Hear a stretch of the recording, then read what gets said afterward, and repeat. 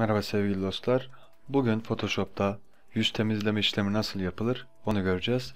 Resmimi Photoshop'a attım. Burada kilit katmanım var. Kilidi kaldırdım.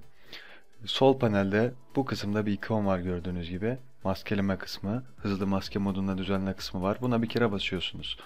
Buna bir kere bastıktan sonra burada fırça aracım var yine solda. Kısa yolu B'dir. B'ye basarsanız otomatik olarak gelecektir. Bunu seçiyorsunuz ve istediğiniz resmin ön yüzünü, yani istemediğiniz kısımları boyuyorsunuz. Ya da komple boyayıp hani gözler, kaşlar, burun hariç, dudak hariç geriye kalan kısmı boyayıp güzel bir sonuç elde edebilirsiniz. Boyayalım bakalım şimdi. Biraz fırçanın boyutunu arttıralım şuradan. Evet. Evet, boyama işlemine başladık.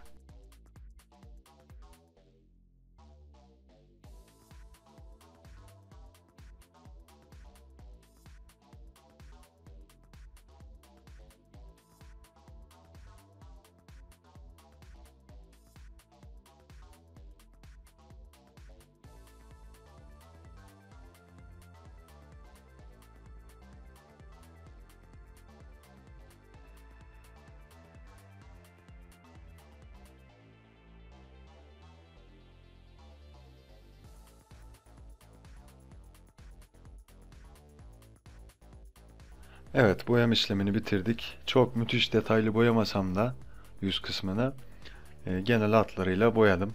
Çok detaya inmedim. Şimdi ne yapacağız? Biraz önce videonun başında basmış olduğumuz ikona tekrar basacağız. Hızlı maskeleme kısmına. Sonra seç kısmından ters kısmına bastık. Filtreye giriyoruz. Bulanıklaştır diyoruz. Yüzey bulanıklaştırma diyoruz. Evet, gördüğünüz gibi işlemi uyguladı. Burada yarıçap ve eşiği siz resmin durumuna göre kendiniz ayarlayacaksınız. Ön izlemeye açıp bakabilirsiniz. Tamam diyelim. Tamam dedikten sonra CTRL-D diyoruz. Evet, gördüğünüz gibi yüzdeki istenmeyen kısımları sildi. Gayet de berrak bir görüntü oluştu. Sivilceler, lekeler gitmiş oldu. Bu işlemi uygulayarak siz de resimdeki yüzdeki istenmeyen kısımları silip daha düzgün bir görünüm elde edebilirsiniz.